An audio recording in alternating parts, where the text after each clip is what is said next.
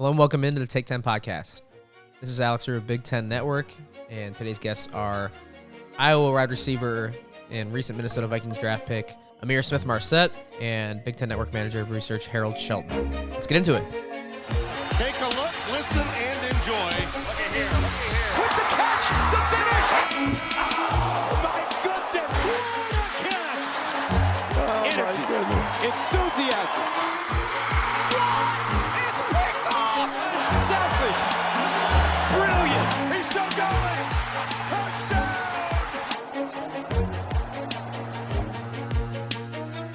All right, before we get to Ihmir Smith-Marsette, quick word from our sponsor, Northwestern University School of Professional Studies. You can build a solid foundation in the strategic, creative, and analytic skills that are essential for success in the business of sports in the master's program in sports administration at Northwestern University. Find out more at sps.northwestern.edu/sports. Definitely check that out if you are looking to work in the sports industry, looking to work at a place maybe like Big Ten Network. Check out NUSPS. Great program and opportunity there. All right, like we said at the top, first guest is Ihmir Smith-Marsette, the electric playmaker from Iowa, fifth-round draft pick of the Minnesota Vikings as a wide receiver. Assume he'll be on special teams for them as well. We talk about his career playmaking, his more dynamic plays and games for the Hawkeyes, how it felt to be the baddest dude on the field in some of those instances, and when guys, as Ihmir puts it, can't hold him on the field. A lot of fun talking to him. The guy is as electric on the mic as he is with the ball in his hands, so we'll get to him. And after that, we'll talk some football and basketball with Harold Shelton. But first, it's Ihmir Smith-Marsette of the Minnesota Vikings. All right, I'm very pleased to be joined by star wide receiver, kick returner from Iowa, one of the most electric players that we had in the Big Ten, and he's now the new man on the Minnesota Vikings. It's Ihmir Smith-Marsette. And first of all, Ihmir, congratulations on being drafted, entering this new life. How you feeling, man? I'm good. I want to say thank you. Thank you for having me on. But it's tremendous. Being able to say you made it to, the pro level. It's been really great. And I'm just, looking forward to, what this, organization bring me. Yeah, it looks like you're in, one of the Vikings facilities now. You got that swag on right now for people watching on YouTube, decked out in purple. Definitely. There you go. Tweeted earlier this month about, the feeling of just kind of knowing you made it to the NFL and how incredible that is. So like, what's life been like for you in the month or so since the draft? How have you adjusted? Just take us through your life now. It's all been, pretty, compact. There's a lot of meetings, figuring out the new playbook and stuff like that. Just adjusting to, getting, paid, for, doing this job now. So it's been really good. Just been, really hands on, head on in the playbook, and then, just out here practicing and getting in tune with, the quarterbacks and, the rest of my teammates.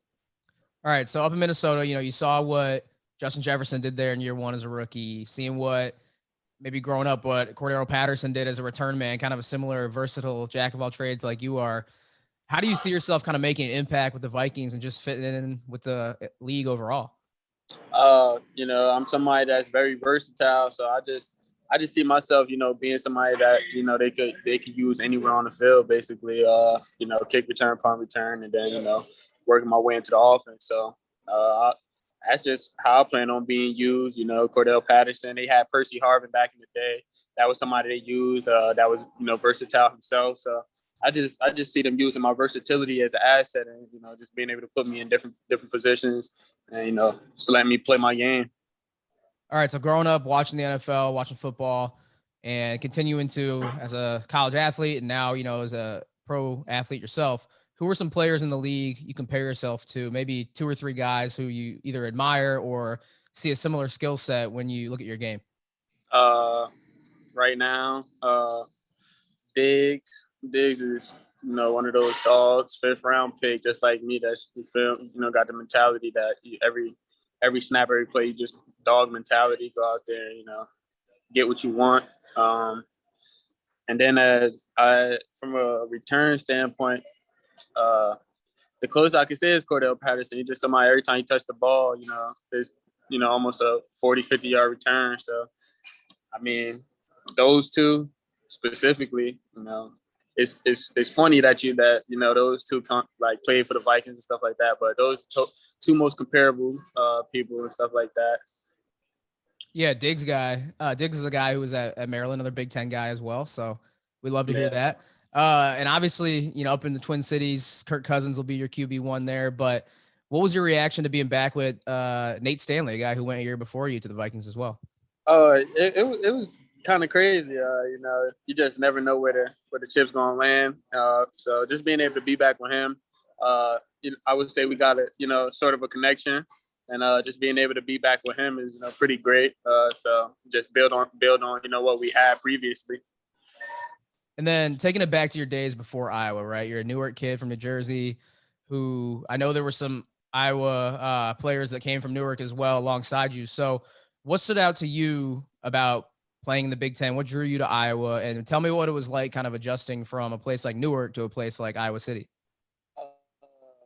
So what made me, really choose Iowa, it was, school away from home, no distractions or anything like that. Just being able to go out there and, be on your own. You learn quickly. But the transition from, Newark, New Jersey to Iowa was pretty smooth, pretty simple. Was able to go out there, adjust to the slow style. It was, pretty slow, but, you just get to chill, clear your mind, have a clear mind, and just, focus on football and school. So, it was really good for me, really helpful, and I just enjoyed my time out there. All right, so looking back in your Hawkeye career, what are some of the memories that stick out to you that you hold on to now? Obviously, had some big games, had some accolades. Take me through some of the moments that, jump out when you're telling old stories. One is probably the Wisconsin game. That's probably number one in my book. The scenery of it, just the snow falling, basically whipping them boys, and they can't do nothing about it. Anybody matching up on me that game was, pretty much, gonna get it. So, I mean, that game was pretty crazy, being able to go out there and just have fun and then bring the trophy back.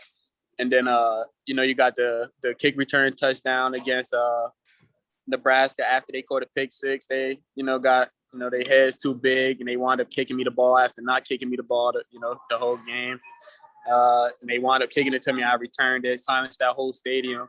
And then, of course, USC. USC is USC. They supposed to be 5-star this, 5-star that. But I'm a person that see it as, bro, we still got to strap up and play football. At the end of the day, you could be as highly ranked as you want to be, but you still got to go out there and play. And just being able to whip them boys down how we did, and they're like literally them boys telling me like, we can't stop. We could stop y'all, but they got you and stuff like that. But at the end of the day, it was a team game. But I just went out there and just whip them boys, show them boys that all the hype is, and it's just hype. But you gotta still play football. So I mean, those are some of my best memories. Being underrated and then just going out there and showing in those games, that we dogs too. Yeah, I'm glad you brought the USC game up. That was going to be one of my questions, but you already kind of answered it. I will bring up one you didn't mention, or a few games you didn't mention. You had 3 career touchdowns against Minnesota, including 2 in your new home of Minneapolis. So you should be comfortable already up there. Oh yeah, definitely. Man, I haven't lost in this state. Never lost to a Minnesota team. Now I play for a Minnesota team. It's weird how it works out, but yeah, I would say I'm comfortable anywhere I go. But it's something I did 3 years in a row, scoring on Minnesota, twice in Minnesota. So I mean, it's something people should get used to. For sure. And you mentioned playing against Wisconsin. The flip is one play that everyone thinks about when they think about you going up against Wisconsin, where you had to leave the game, land in that flip. And I was having fun. Yeah, man. I understand that, because even though I never played at any level of football, I love doing the flip in Madden and then taking that to the schoolyard when I would play tackle football with friends and all that. I love trying the flip. So I feel you on that. And I love that you said when you were asked about it, would I do it again? Yes. And do I regret it? No. So take me through your mindset there, doing it and then not regretting it after the fact. It's just something that came to mind. You going back and forth, you talking trash back and forth with, people on the field. And then like you literally tell somebody what you about to do and you still do it. This is like now you got to put the cherry on top. And it literally just came to my mind as I caught the pass. I turned around, looked at him. And it's something I always wanted to do since high school. So I was just like, let me get it off the checklist. I did it. And I mean, we was up 21-7. Or it was 21-7 after I scored that. And then, I got hurt, went out the game, but we was killing them boys and they just couldn't stop us. I was just having fun. Any coaches get on you for it, or do they just know your kind of personality? They knew, what type of person I was. I'm just somebody that like to go out there and have fun. If it was fans in that place, it would have went crazy. So at the end of the day, you do it because you love football, but you do it to, entertain the fans too. So like, that was just something that I did. And I ain't had no regret doing it. But if I ain't doing that again though. All right. Yeah. Your Vikings coaches right now are watching like, all right, just making sure. I ain't doing that. I ain't doing that one again. All right. So you also made a guarantee before your 2019 season that you would return a kick for a touchdown, ended up doing that and then some. Are there any guarantees you'd like to make heading into your NFL season or career, or are you going to leave that alone?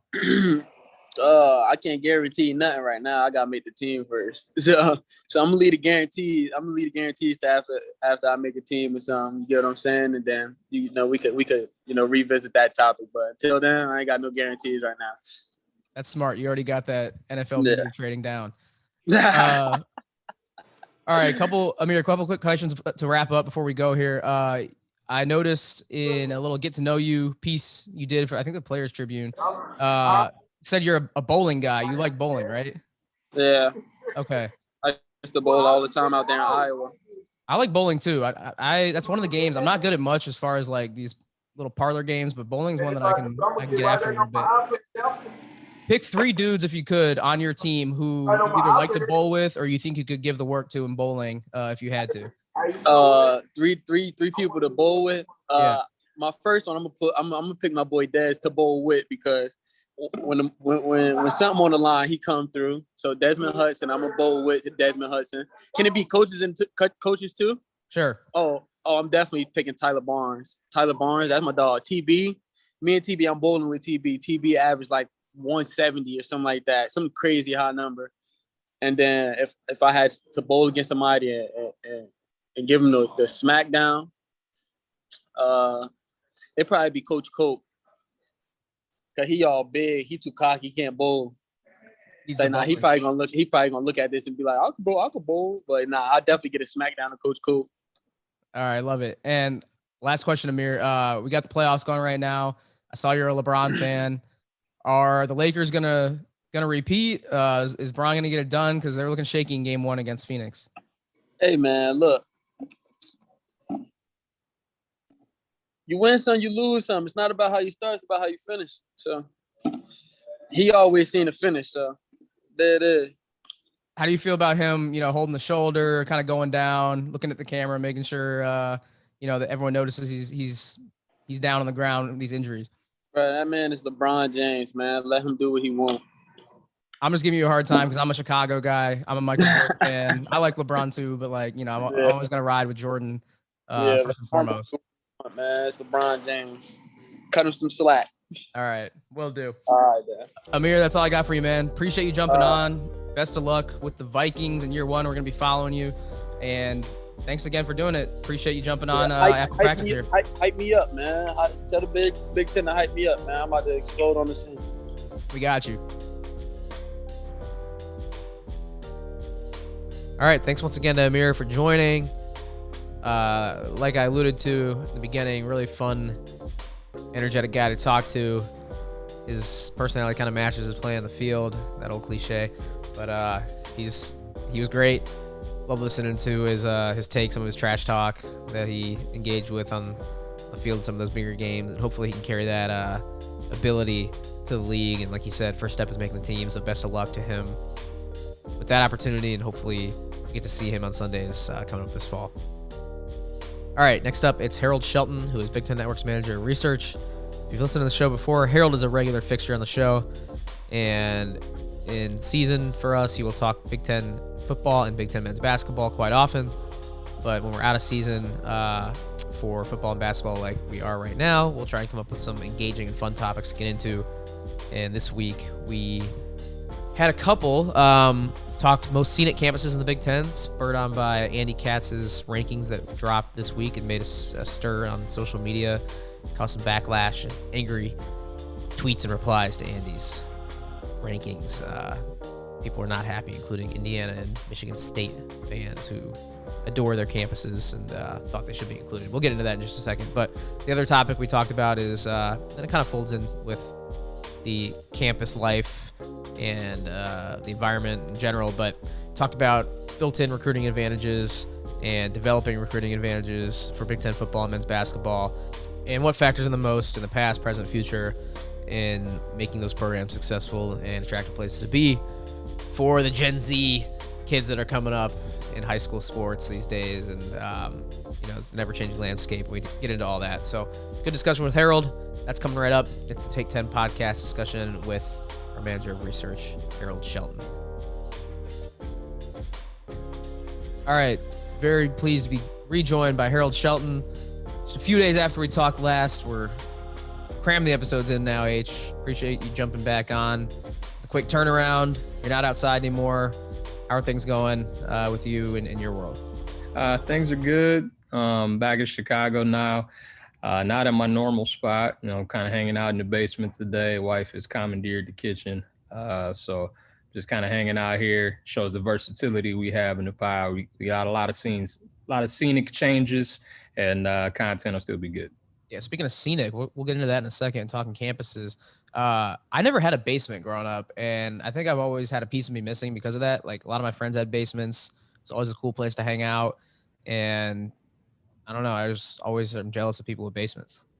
Yeah, like we had a basement growing up, but we didn't use it much. It wasn't until I moved to Connecticut and we had a basement down there, and that kind of became the place where everybody watched NFL and big games. Everybody kind of, just took over the basement, and I was like, you know what? I definitely need to have my own basement, like man cave style. We still got some work to do on that front, but we got the space for it at least. Yeah, definitely on the list of wants for me when I get my own place. Grow up to be just like you, Aim higher. All right, Harold, we had this week's guest on. Actually just talked to him, so we're going back to back with the interviews here. Talked to him about 20 minutes ago. Ihmir Smith-Marsette, funny guy. I didn't realize how funny he was. Like, I knew he had some personality to him. I knew he was talented, was a great football player, obviously, watching him at Iowa. But he had some good answers that people just heard about, being the guy overmatching dudes across from him, lining up at DB, and just has a very positive and engaging outlook on the game. So fun to talk to him. What are your memories of Ihmir Smith-Marsette from, just last year? And then I think he started in 2017 and a 4-year career at Iowa. Yeah, he was kind of overshadowed there for a while because, they were tight end going there with Fant and Hockenson. And so, a lot of times, the ball was going to those guys, and for good reason. They were 2 first-round picks. But once those guys left, you kind of saw the talent emerge. I remember toward the end of the 2019 season, he had the crazy game against Nebraska. Then the Holiday Bowl against USC, he was the best player on the field. He could show, he showed he could score in a lot of different ways. Great returner. Obviously a great deep ball guy. When the ball is in his hands, he's real dangerous. And then I remember that Wisconsin game, and it was the last time we saw him in an Iowa uniform, and he was just blowing by the DBs. And I didn't really know about the personality until I saw him flip in the end zone. And so I said, for a guy to do that, he has to have some kind of personality. And hopefully we get to see a little bit more of that at the next level. Yeah, we talked about that. He said he wouldn't be flipping anymore, but he did not regret it. Like he said in the post-game presser, he doubled down on that take. So I'm glad he didn't lose that luster there.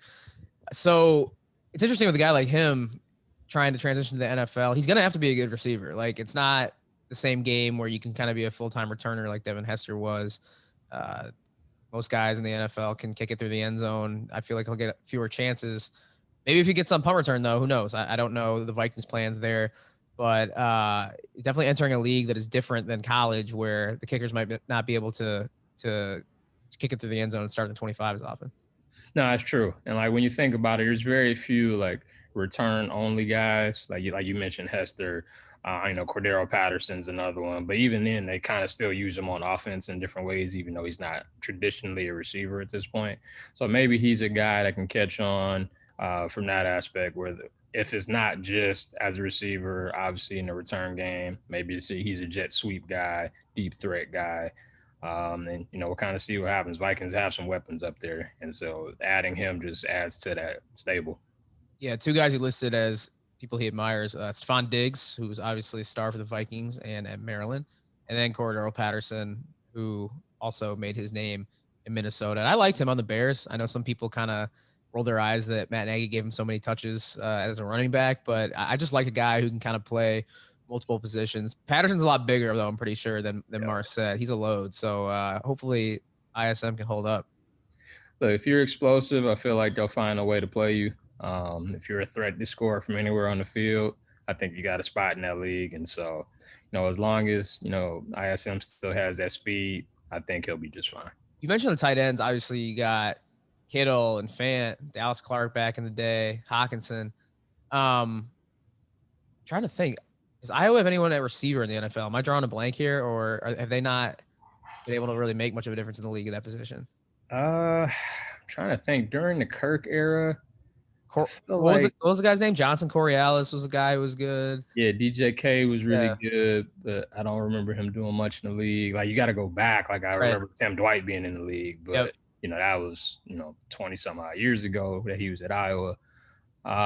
It's mostly in a physical, what you would expect from Iowa. It's running backs. It's a lot of offensive linemen, a lot of tight ends, and obviously good defense. A ton of secondary players in the league. You still got linebackers kicking around with the Niemans and Josie Jewell. So they, even though they don't have as many receivers, they still, fill the cupboard at a lot of other positions. All right, so that's going to kind of filter into one of our two conversations we're going to have coming up here. We have kind of a fun one at first where we're going to talk about the scenic campuses in the Big Ten and go off some rankings that made some noise on social media this week, but also talk about recruiting advantages and fits in both Big Ten football and basketball, as far as which schools have, systems that fit players and who would be at an advantage when trying to draw players to their school. So I think, maybe ISM has some success in the league and Iowa can market him as a success story to future, recruits. They already got that lockdown at tight end, but system, I think, is definitely one of those things that'll factor into that conversation later. Oh, for sure. And you definitely see it on the basketball side. Like, I remember there were a couple of different times where a guy was thinking about coming back and coaches would literally say, look, like, you have to go to the league or else, like, that could be held against us in recruiting. Like, we have to show that, we send guys to the league, we send lottery picks to the league. And so when we recruit the next guy to be you, we can point to you and say, hey, he came here, he got better, he became a lottery guy, and he's getting, millions of dollars in the league. So to your point, like that, being able to sell something like that makes a huge difference. All right, so that discussion is to come. But first, this kind of just popped up this week out of not really nowhere, but out of the offseason bucket of buzz we try and create when Big Ten sports, Big Ten football and basketball are not going on. And hit up Andy Katz, who's always looking for stuff to do, and had him rank the top 5 most scenic Big Ten campuses. And whenever you're talking things that are personal to people, like campuses or food at said campuses or stadiums or anything with rankings, feelings tend to get hurt. So there was a considerable amount of backlash to Andy's rankings. And I think I saw some of it coming when I saw his list and warned him that, some couple select fan bases might not be happy. But his top 5, and we'll read them off here, went Wisconsin at 1, Northwestern 2, Michigan 3, Penn State 4, and Minnesota at 5. And the overwhelming majority of negative backlash that he got came from angry Indiana and Michigan State fans. H, are you surprised at those two schools being the loudest when it comes to defending the honor of their campus scenery? No, not at all. I think both of those schools have beautiful campuses. I think that in the case of Michigan and Minnesota, those cities and those towns, I think, would for sure be in the top 5.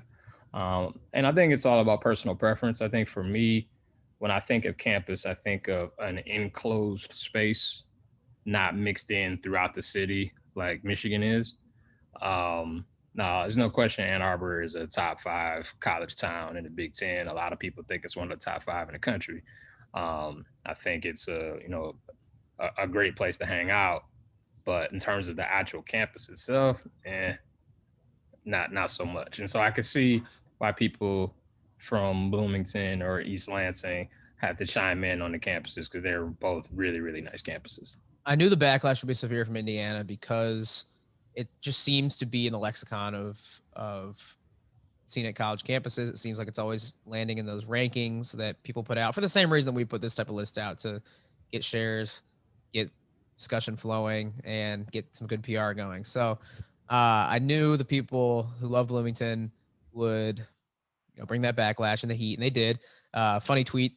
I think Hoosier Hysterics quoted it and said, "If anyone is looking for another reason to never listen to a single word Andy Katz says, look no further," or something like that. I warned him that they would not be happy.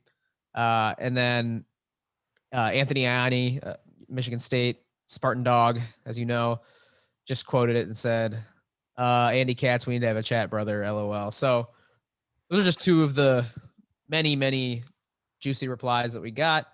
And I think Andy wants to explain himself, but he can do that in other ways, whether it comes to ranking actual basketball things like stadiums or crowd atmospheres. He's going to redeem himself, he said, and do a post-COVID crowd atmosphere ranking later this week, where I think he's going to try and get himself back in the good graces of Indiana fans.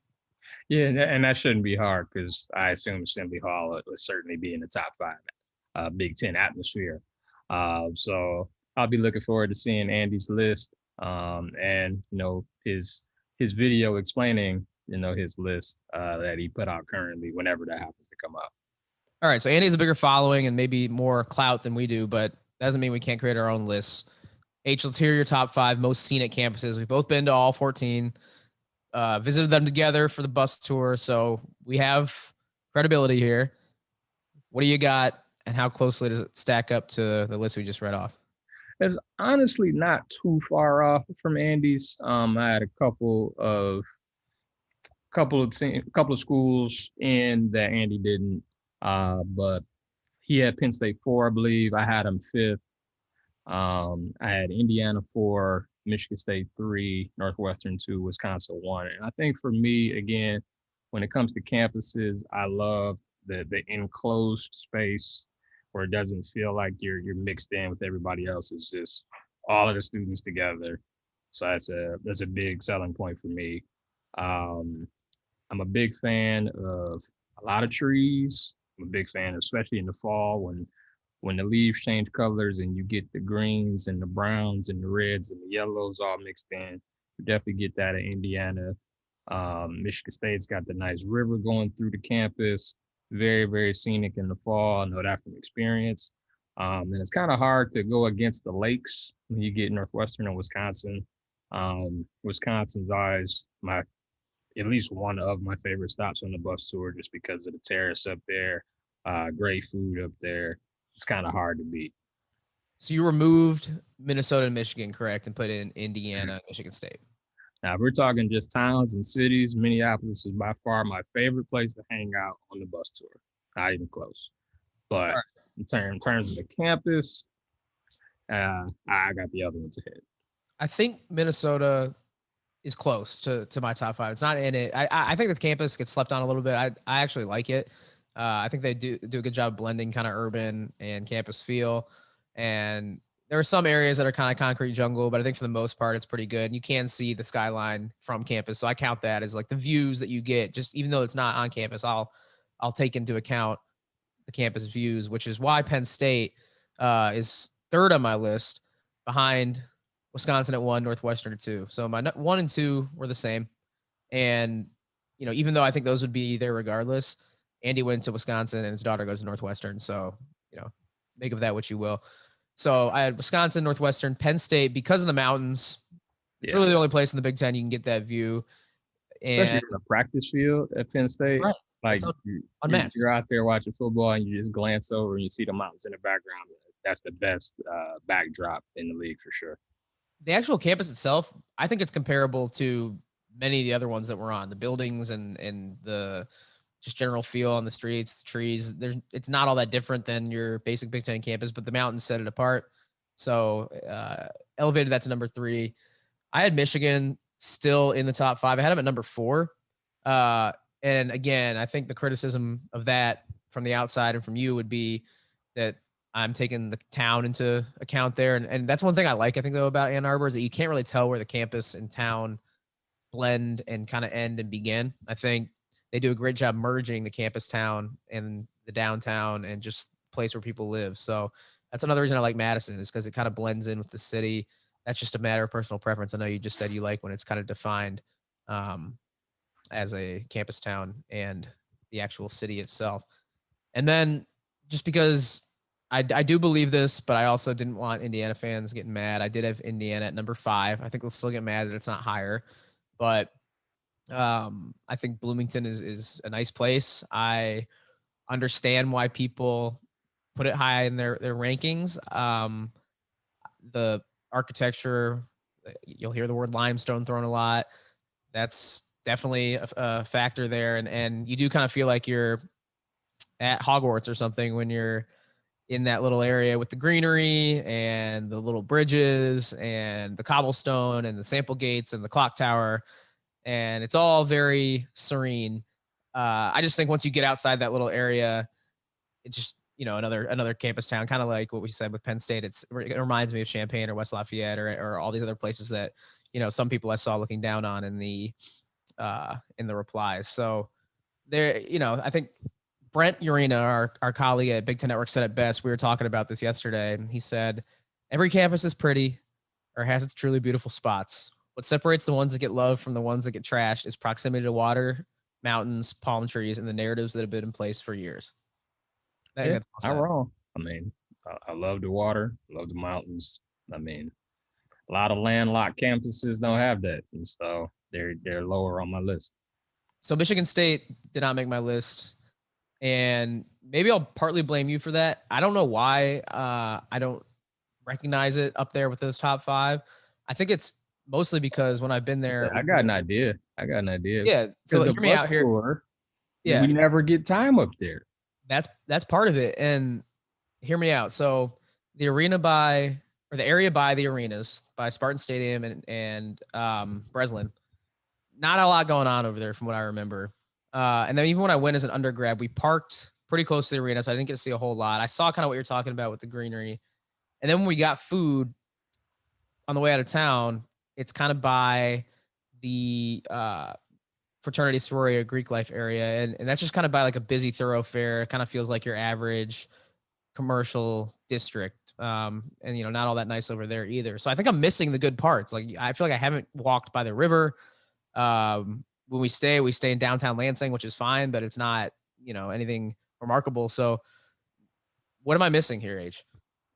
Yeah, we got to get you to like the middle of campus. We got to get you by the bridges you were talking about at IU and like the river that runs through the campus. The nice Spartan statue that's kind of in between all 3 of the buildings with the Breslin, Mon Ice Arena, and Spartan Stadium's kind of all right there. And then there's like the area over by East Campus where they just put up some new buildings there, and it's a lot of greenery. It's a lot more spread out there. Because you're right, if you're just looking at the area, which would be South Campus, if you're just looking where the stadiums are, it's really just the stadiums and like some apartment buildings and like the main street to kind of get in and out. There isn't a ton over there. So yeah, we got to get you like to the middle and to the opposite end of campus. And I think me and Andy are similar in ranking these where we've been on jogs, right? I know he's a runner. I tend to try and get out for a run when we go. And you're right.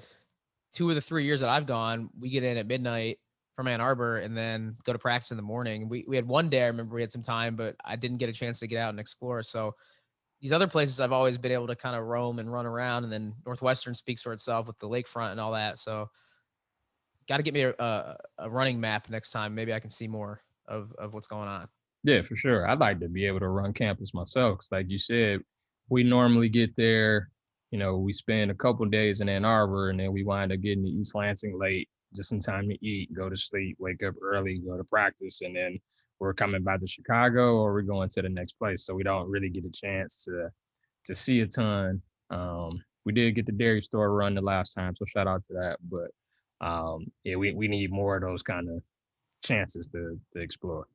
All right, so something like we said at the top that gets people worked up no matter what. Love talking about it. Good May content. Good discussion fodder. And it kind of threads into our next discussion a little bit. You had sent me an article by Jeff Borzello behind the ESPN Plus paywall. So I won't give too much away here, but we will talk about the general gist of it, where he talked to coaches in Big Ten basketball about which schools are at advantages. And these are the anonymous answers, so got some honesty here. But which schools are advantages recruiting wise, and what some of those factors might be, and just to kind of bridge these convos here, I always thought that the college town has to be some sort of paradise, or it has to be in a nice place. I thought that angle has always been overblown or just misrepresented. Like, I don't think it's actually a factor. Like, if that's the case, Miami would be the best college basketball program every year, or any of these scenic places, Stanford, places that are beautiful naturally and have great campuses. And it's just not. Like, look at where college basketball thrives. You're in Lawrence, Kansas, right? Durham and Chapel Hill, I'm sure, are very nice places, but it's not on the beach. So I don't know about what you think about that angle and how it plays into this discussion coming up about recruiting advantages, but I just thought it was always kind of exaggerated. No, I completely agree. I think before, I think tradition mattered a ton. It was all about trying to win, try to win conference championships, try to get to the tournament, get to the Final Four, all of that. Now I think it's more brand focused. What's the best way for me to get to the league? Which guys are producing NBA players? Which guys can help me, get to the league faster with their style of play? Yeah, I think the actual campus itself is overrated. I think what you have on the campus certainly matters, but the campus itself, like if it's by water or if it's, tropical, like you said, like Miami would be great. Until recently, UCLA was down. Arizona State have, especially Arizona State, they've had their issues. So yeah, I don't think, and the New York schools have been down. So, I don't think the location itself is much of a factor at all. Yeah, same with football. Clemson and Tuscaloosa, Alabama. None of these places are Norman, Oklahoma, are huge cities, right? So same thing there. But you're right. What is on the campus, I think, matters facility wise. And I don't know. I feel like now, if you're in a Power 5 conference, your facility better be at least decent. I think that was kind of covered in the 2010s. And we saw it, like every year we were getting a tour of some brand new facility that popped up. And I feel like most places are on somewhat even playing fields now, even though your Ohio States, your Bamas, your Clemsons are always probably going to have the resources to stay a little ahead of the pack. But I think the facilities arms race in the 2010s will now, like you alluded to, be replaced in the 2020s by the brand race and the way that schools can portray themselves as brand ambassadors for athletes to get them to the league, like you said. Yeah, no, I definitely think that's the case now. And, you just kind of see different schools recruiting and, they're alluding to the brand in ways that they can pitch, your personality and the things that you do and what makes you, different from other people. And this is how we can, showcase you. I think the schools that do the best job of figuring that formula out will be very, very successful in getting players on campus, NIL or not. And football, on the football side, Ohio State has been doing this. I know other schools have been too, but I just remember even in the early days when I worked there, they made a big deal about having this workshop, right, where they would put you on graphics and send you the graphics and have great mashup videos of highlights, and that was kind of another secret weapon for them, was having an elite video and content department that would churn this stuff out for the athletes, and they do a great job. And all the Big Ten schools in their own way are skilled at this, but Ohio State, I remember being kind of the forefront with it. There was an article that came out a few years ago that compared them and Clemson, I remember, and it's true. So, schools that have been ahead of the curve on this, I think will continue to be, but I think there is a lot of room too with schools that, everyone talks about name, image, and likeness maybe being negative for college sports, or that the critics would say that it's going to keep the playing field far apart. I would argue there are a lot of schools with a lot of big fan bases that maybe haven't had the same level of success that could bridge the gap a little bit by tapping into those large fan bases in a more direct way from the athlete to the fan. Yeah, I agree with that. And I think you're right in terms of Ohio State. I think they were definitely ahead of the curve in terms of the graphics department, all of the cool stuff that they were doing, all the videos they were putting out. It kind of set them apart. It wasn't just hey, we're great, come here. These are all the reasons you should come here, and this is what we could do for you when you do come here. It has to be something different to differentiate. The fact that it was an Ohio State program who was already elite, I think just kind of put them to another level. But in the case of like in Oregon, like they found an identity for themselves. I know uniforms had a big deal to do with that, and once they got that and the facilities, it allowed them to compete at an elite level. And I think a lot of these schools, if they can't compete in the arms race with some of these others, they have to get really creative in the graphic department. I remember when Michigan State hired Mel Tucker, they completely revamped everything in the graphics department, and they couldn't get kids on campus, and so they had to come up with all of these different ways to try to do it. And they had this virtual recruiting experience, and had all these cool graphics that they would send out to players, and you would see them retweet stuff all the time. And obviously it worked out well because the main guy took that same position at USC, and so I guess USC will start to ramp that up too. But I think you're just going to see more and more of this as it goes on. It's an interesting time too, because we're coming out of a unfortunate period when colleges had to crack down quite a bit on their budgets and put people on furlough and unfortunately lay people off. And it's at a time when, I think that'll come back once the money starts flowing in. But like you said, they're going to have to expand these departments and hire creative people. And for a long time, I think college athletic departments have skated by on paying people, the lowest amount they can get away with for a lot of these administrative roles. And I just think it's got to be a similar arms race where, to have creative people on your team, you better offer some competitive advantages.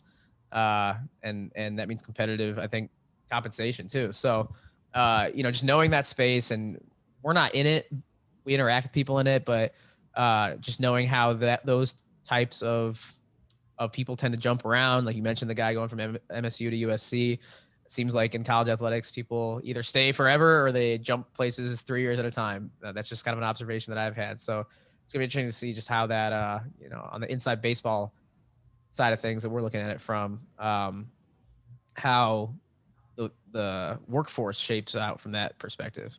Yeah, I mean, it's kind of funny how the athletes these days is kind of the Wild West, and I feel like it's like that, off the field too. You got coaches moving around all over the place. You got different positions being created. They added another assistant, and now Nick Saban kind of came up with the whole analyst deal. So, you got like 10 different analysts who can't be on the field, but it can still help out. And so I think there's always going to be ways of trying to find a competitive advantage somewhere. And if it comes from the elite programs who already have all the resources, I think the gap, widens even further. But if there's some teams that are either struggling to get to the middle, or some of the middle teams to try to get to the top, I certainly think, if they found a niche before others, that it allows them to move up a rung. Yeah, and the best thing for your brand is winning. So I don't want to short sell that at all. You win games, your brand's going to be cool, and people are going to play for you. So I'm curious, what did some of the overarching themes say in this article on ESPN Plus? about, this is Big Ten basketball focus. So what did it have as far as what's important, and who are some of the schools that, by judgment of their peers, it sounds like coaches are weighing in on this, seem to be doing it right, at least in the basketball space? Yeah, it was interesting. It was a lot of varying opinions. It was broken up into, I believe it was 5 tiers total. And the whole premise of it is basically Borzello took anonymous quotes from coaches across college basketball's top 7 leagues and just kind of went through, everything pretty much. So if a coach decided that tradition was a big factor, he would include it. If it was, winning, if it was getting guys to the NBA, if it was campus, if it was coaching style or system, I think all of that came into play. The consensus was that, Indiana and Michigan State were tier 1 for the most part, and Ohio State and Michigan also jumped into that tier, but there were a lot of varying opinions. There were some coaches that, well, not some coaches, but at least one coach that said, Michigan State was an overrated job, and it's only because Izzo elevated it to that level. But if you look pre-Izzo, they didn't have a lot there. And then you had, quotes about, Michigan and Ohio State being football schools. And so, since they're mostly football schools, they care about basketball only when they're good. So, how does that make you a tier 1? And, Indiana, with the history they have, clearly a tier 1, but haven't done a lot recently. So, how does that factor in? It was really, really interesting.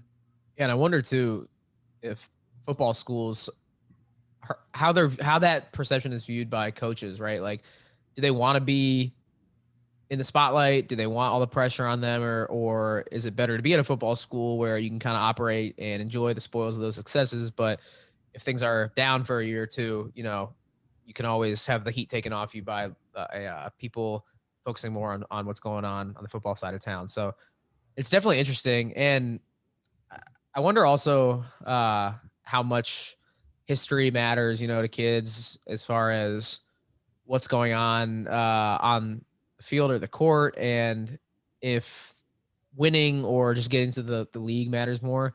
I would say I lean probably towards just getting players to the league is what high school kids care about these days. But I wonder your perception on, program history versus recent history on as far as success goes, and then also recent history as far as how many players have you gotten to the next level. I think I agree with you on, it seems like getting to the league and just kind of getting noticed and being on TV all the time matters the most. And so I think the Big Ten has a big advantage there. And obviously, having our network, you can get pretty much every game on TV. So you don't have to worry about, hey, my mom wants to watch me, my dad wants to watch me, and they can't drive, 12 hours to see me. You can use that as a recruiting tool. I think winning does matter, but I don't think, winning in 1950, 1960, 1970 matter. It's more of, what have you done for me lately? I feel like there's the attention spans from kids, they don't really seem to care about, the 1983 national champion, or, we won this many conference titles, but what have you done in the last 10 years? If you've only won one or you haven't won any, I think that's going to, hamper you severely. And so, like, if you look at Indiana, they're, from a historical perspective, they're the best program in the league. 5 titles, tons of wins under Bobby Knight and yada, yada, yada. And you always see the 5 stars on the shorts to, signify the titles, and Assembly Hall's got all this rich history. But recruiting wise, they don't keep a ton of the dudes in the state anymore. They're going to other places. And so they don't seem to care as much about tradition as you would think. And so, kids are going to Kansas because they're winning and putting guys in the league. And so I think for some of the programs, like, and UCLA is another example, 11 national titles, but before this year, you hadn't really heard much from them in the last 15 years. So I think it's more of what can you do to get me to the league, and what have you done for me lately on the court. in terms of titles of Final Fours that stands out the most. Yeah, and I think especially in this day and age where basketball, especially, you can turn programs around really quickly. Football, not as quickly, but you've seen complete overhauls happen, like what Dabo did at Clemson, Matt Campbell at Iowa State, places like that, and PJ Fleck in Minnesota too. So I think coaches and personalities outweigh almost the recent history. I mean, look at some of the teams we've seen in the Final Four recently for basketball. You've had Auburn or South Carolina. You see players going to coaches or personalities sometimes more than the brand names. Like you see a lot of players going to LSU, right? And going to Will Wade, who has proven he can get high caliber talent there and put him in the NBA. Even if the ball looks a little less structured than some other places. So, and then, talk about history. Fred Hoiberg's got a top 15 or so recruiting class coming in, and Nebraska basketball is not, even close to some of the other Big Ten programs as far as pedigree goes. So I think just get the right guy, get the right person. I've always said this, they can turn things around and make any place appealing to a recruit. So I wonder if that almost is at the top. I think for me, just, the right person is where I would, rank these attributes for schools, but I don't know how you feel as far as, coaching goes. I think basketball even more so than football, because football does have the elements that tug, I think, at what you're trying to build a little more. The inertia is just a little heavier in college football. It's harder to turn the ship around if it's going in a certain direction. So I don't know how you feel on that front. Yeah, I would probably say exposure for me is one, and I think style of play is probably two. So that goes into the coaching. I think there are guys who see, Fred Hoiberg and say, hey, they like to run up and down, shoot a bunch of threes, play a fun style. Like, I can get the ball in my hands and I can get buckets and I can score 20 and, we can have a lot of fun doing it. And, I think they see some other schools who might run some more sets than others, or, they run a slow down style and it might not appeal to them as much. And so I do think style of play is a huge, huge thing there. And, but it works because guys who run a style that might not necessarily be quote unquote sexy, but it wins, they can still attract players because they get guys who want to win. And so I think it works both ways. Yeah, and Michigan State actually is going to be a really interesting kind of use case over the next 10 years or so, right? They had a great 20 plus years with basketball. They had a great 10 plus years with football. You mentioned Mel Tucker is now in charge and is going to have to put his own stamp on it. Izzo is one of the older coaches in the league and he won't be there forever, obviously.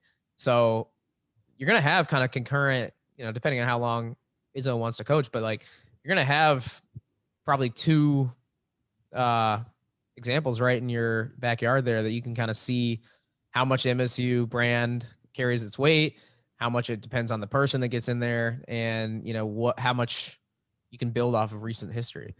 Yeah, I mean, we saw it with UConn, right? I mean, they had some Calhoun, holdovers that wound up winning the title, but they pretty much fell off of planet Earth there for a while, after that. And so Syracuse, I think, is going to be in a similar position with Boeheim. Like once he leaves, Louisville too. Yeah, once Pitino left, like what do these programs look like when the main guy leaves? I think at the end of the day, there are probably four schools that stand alone, and it doesn't really matter who's coaching. They're going to always get the guys. But like you're right, when Michigan State and Syracuse, when they leave, if they don't get the right hire, like how does that look going forward? Like, do they, drop down a couple pegs where they're just pretty good, but not elite level? So, like you said, it's going to be really interesting. And obviously on the football side, we saw Michigan State for the most part was, they're a top 25-ish program if you include like, past history. But, for 20, 30 years, they were a 500 program until D'Antonio, elevated it. And then once he hit the downside and left, you kind of see they're back to middle of the pack again. So we'll see if that changes or not. you can kind of mold this conversation too to any school really in our conference that we know so well or anywhere across the country. But like Purdue is another school that's interesting to me because they have the basketball pedigree and they have a system and a way of doing things that they adhere to very closely. And they've only had 2 coaches in the last, 30, 40 years or whatever it's been. And they do things a certain way and they have expectations. And we've seen players that might not fit end up leaving. And we've seen other players that do fit end up in the league.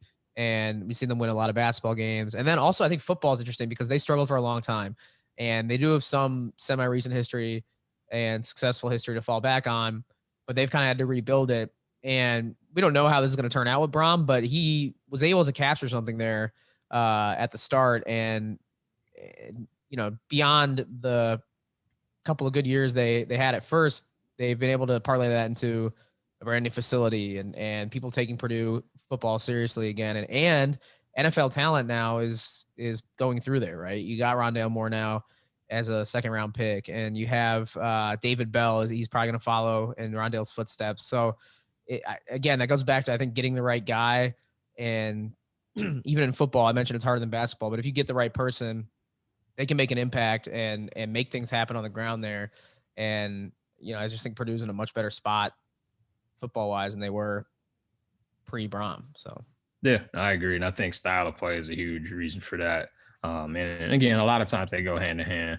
I think Purdue pre-Joe Tiller, they kind of were like everybody else in the Big Ten. And then, he brings basketball on grass and they get a bunch of quarterbacks that come through there. And now it's a place where quarterbacks want to go play and have fun and get to the league.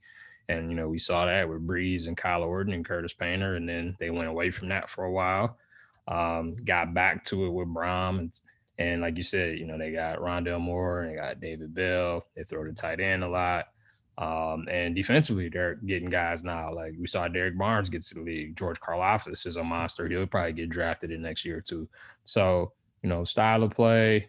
And, to your point, if you get a couple guys there, it's like, oh, well, if they can go there and start the effect winning, then maybe I can go there too. Like sometimes it only takes 1 or 2 guys to kind of get that ball rolling and make it okay to go to that school. Yeah, Indiana fans are probably listening like, wait a minute, what about it? I mean, Indiana football is even a better example probably on the football side. Like they have even less success in recent history, no major bowl games to speak of, before Tom Allen got there and they are a completely different program perceived totally differently by pretty much everyone now. And that's because the right guy got there and he did it without like any of the facilities or anything in place yet. And they're getting that built out there. And I know we had the football facility that we toured a couple of years ago and it's getting done, but like that's another just fantastic example, I think. Yeah. Again, if you can get the right guy and then you can get a style of play that works and it's fun, then, everything, kind of follows along. Basketball, you could do it a lot quicker. But I think football usually takes, maybe 3 or 4 years of building a culture and all of that. And what I've learned as a Michigan State fan is once you build it, it's harder to stay there. We saw the great run and then, one bad class and things start to go the other way. And so I'll be curious in the case of Tom Allen, to build off of this. Can he get, even more 9-win seasons, maybe get up to 10, maybe get to a New Year's 6? Hopefully he can continue to build and then stay at that same level of success because it's much harder to stay there, I found out. All right, H, I don't know if you had anything else to add to the conversation, but I'll just close my thoughts on it by, especially in college football, by saying that I feel like college football media likes to do this thing where they punch down a little bit at some of the less successful programs and they like to keep the status quo and say, so-and-so can't win there or this couldn't happen there or, just kind of, it seems like they get a kick out of some of the downtrodden schools while also elevating the same stories and recognizing when those stories make the sport fun. Your Iowa State's, Iowa State's a darling now in national college football media. They love Mike Leach. They loved what he was doing at Washington State and couldn't get enough of it, right? Like oh, his press conferences were so funny, and this guy's just so off the wall, edgy, and all that. So I just think more of.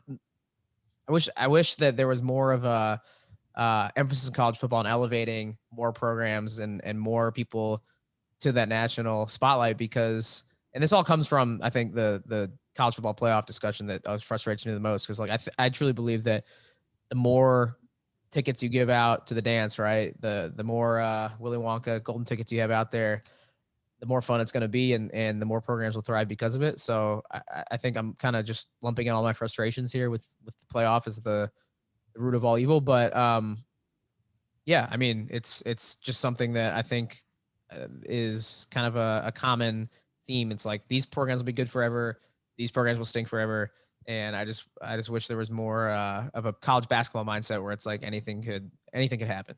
Yeah, and I am 100% in agreement with that.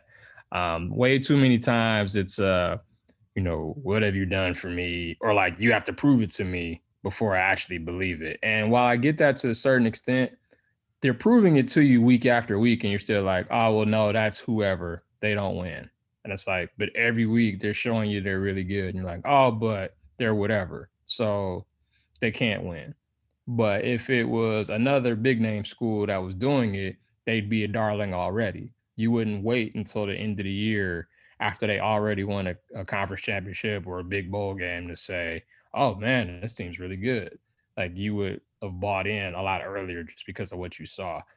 College football, I think more than any other sport, is driven by narrative, and it drives me insane. And I think, September really drives the sport more than anything else, like depending on how you do in non-conference and all that kind of stuff. And if you do poorly, that gets held against you for the rest of the year. And if you do well, you get a lot of benefit of the doubt for the rest of the year. And I think that's a big problem. We don't react week to week. We just assume stuff because of the name on the jersey, or what stadium they play in, or how many recruiting stars certain players have. And, I think that's a big problem. And we benefited from it as a league in 2014. I still believe to this day that TCU is probably one of the two best teams in the country.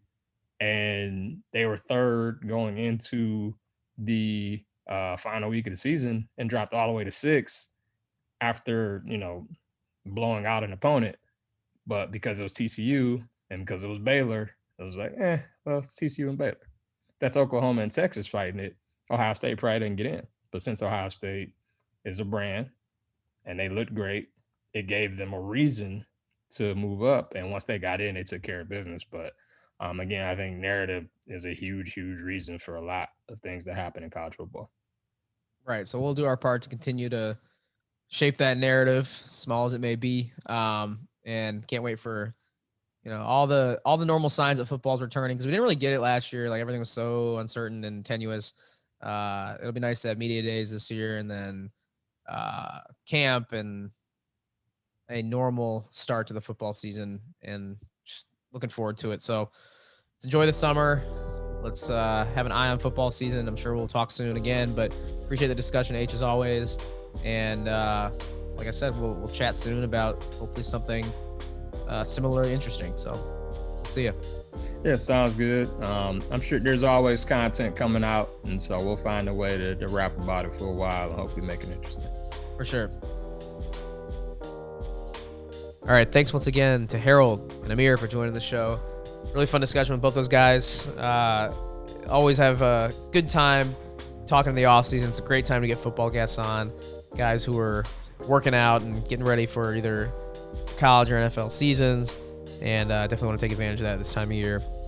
And I hope everyone is taking advantage of a time with no college football or basketball to watch. It's obviously a downer when those aren't on, but get a chance to get outside, enjoy the weather, enjoy the spring as it merges with summer here coming up. We've got a holiday weekend coming up, so hopefully everyone stays safe, has fun, enjoys that. And football's not too far away. It's going to sneak up on us like it always does, and we'll be here for it. And we'll continue to drop some episodes between now and then when things really heat up, entering late August and into the fall. So Thank you, as always, before we wrap up, to Julie Bronder for stitching the show together. Thank you to everyone for listening. Quick reminder, if you have not already, to subscribe to the podcast, rate and review it on the traditional podcast platforms, your Apple Podcasts, Google Play, Podbean, Spotify, all the spots, you know. And we talked about it with Ihmir when he was showing off his purple, his Vikings gear. These interviews can be seen as well on YouTube, on the Big Ten Network YouTube channel. There is a playlist for the Take 10 podcast. So step 1, find the Big Ten Network channel on YouTube, subscribe to that channel, step 2, and then find these episodes, all of them, since COVID Zoom era, all of them can be found on video on YouTube. So definitely check that out and continue to come back and listen to us, watch us, and we'll continue to drop these episodes, like I said. And we'll talk to you hopefully very soon here on the Take 10 podcast.